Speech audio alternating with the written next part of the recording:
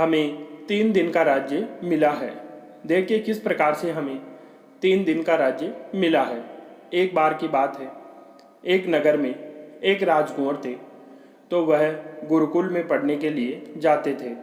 गुरुकुल में प्रजा के अन्य बालक भी पढ़ने के लिए जाते थे। उनमें से राजकुंवर के 4-5 बालक घनिष्ठ मित्र बन गए। एक दिन बातों ही बातों में उन मित्रों ने राजकुंवर से कहा, आप राजकुंवर हो, राजगद्दी के मालिक हो। आज आप जितना प्रेम और स्नेह करते हो, लेकिन राजगद्दी मिलने पर ऐसा ही प्रेम निभाएंगे, तब हम समझेंगे कि मित्रता है। राजकुंवर बोले कि अच्छी बात है। समय बीतता गया, सब बड़े हो गए। राजकुमार को राजगद्दी मिल गई। 1-2 वर्ष में राज्य अच्छे प्रकार से जम गया। राजकुमार ने अपने मित्रों में से एक को बुलाया और कहा कि तुम्हें याद है कि तुमने कहा था राजा बनने के बाद मित्रता निभाओ, तब समझेंगे। अब तुम्हें 3 दिन के लिए राज्य दिया जाता है। आप राजगद्दी पर बैठो और राज्य करो। तब वह मित्र बोला, राजन, वह तो बचपन की बात थी, मैं राज्य नहीं चाहता। बहुत आग्रह करने पर उस मित्र ने 3 दिन के लिए राज्य स्वीकार कर लिया। अब वह मित्र राजगद्दी पर बैठा और उस दिन खान पान और ऐशो आराम में मग्न हो गया। दूसरे दिन घूमने फिरने आदि में लगा रहा। रात हुई तो वह बोला, हम तो राजमहल में जाएंगे। सब बड़ी मुश्किल में पड़ गए। रानी बड़ी पवित्र थी। वह मित्र तो अड़ गया कि सब कुछ मेरा है, मैं राजा हूँ तो रानी भी मेरी है। रानी ने अपने कुलगुरु ब्राह्मण देवता से पूछा कि अब मैं क्या करूँ। तो गुरुजी ने कहा कि बेटे तुम चिंता मत करो, हम सब ठीक कर देंगे। गुरुजी ने उस 3 दिन के लिए राजा बने मित्र से पूछा कि आप राजमहलों में जाना चाहते हैं तो राजा की तरह बनकर जाना होगा, इसलिए आपका अच्छे तरीके से श्रृंगार होगा। तो उस मित्र ने कहा, चलो ठीक है, तैयार करने वालों को बुलाओ। तो गुरुजी ने आदेश दिया कि महाराज की महलों में जाने की तैयारी करो और इनको तैयार करो और इनका श्रृंगार करो। तो सबसे पहले नाई को बुलाया और कहा कि महाराज की हजामत करो अच्छे तरीके से। 3-4 घंटे हो गए। तब वह राजा बोला, ऐसे क्या देरी लगाते हो। तो नाई ने कहा, महाराज, राजाओं का मामला है, साधारण आदमी की तरह हजामत कैसे होगी। हजामत में बहुत देर लगा दी। इसके पश्चात पोशाक पहनाने वाले आदमी को बुलाया गया। उसने बहुत देर तक पोशाक पहनाने में लगा दी। इसके बाद इत्र, तेल और मेकअप वाले को बुलाया।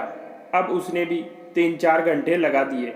इस प्रकार से उन्होंने पूरी रात ही श्रृंगार में लगा दी और सुबह हो गई।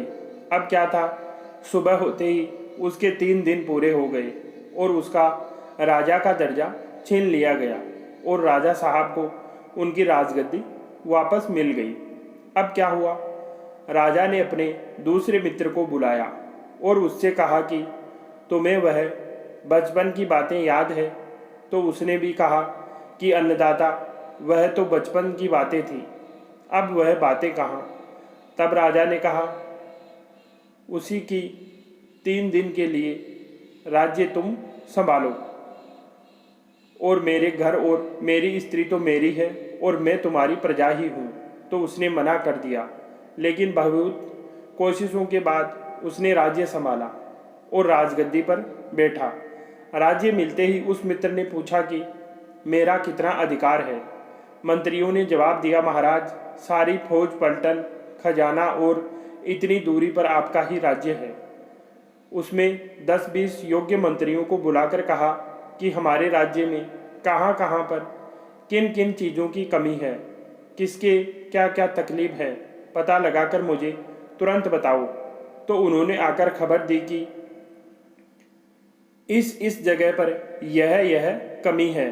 किसी गांव में कुआं नहीं है, किसी गांव में पाठशाला नहीं है, किसी जगह धर्मशाला नहीं है, किसी जगह पीने का पानी नहीं है।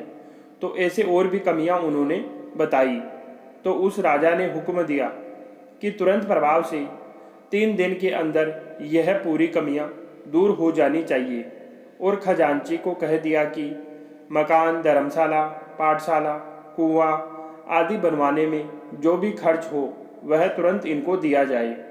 राजा का हुक्म होते ही बहुत सारे लोग राजा की आज्ञा के पालन में लग गए। 3 दिन पूरे होते होते विभिन्न स्थानों से समाचार आने लगे कि इतना इतना काम हो गया है और इतना बाकी है और हम 3 दिन के अंदर पूरा काम कर देंगे। उस मित्र ने 3 दिन पूरे होने पर राजा को राज्य वापस दे दिया। राजा बहुत प्रसन्न हुआ और बोला कि मित्र, अब तुम्हें हम कहीं जाने नहीं देंगे। और राजा ने उसे मंत्री बना दिया और वह सदा के लिए उनका विश्वास पात्र मंत्री बन गया।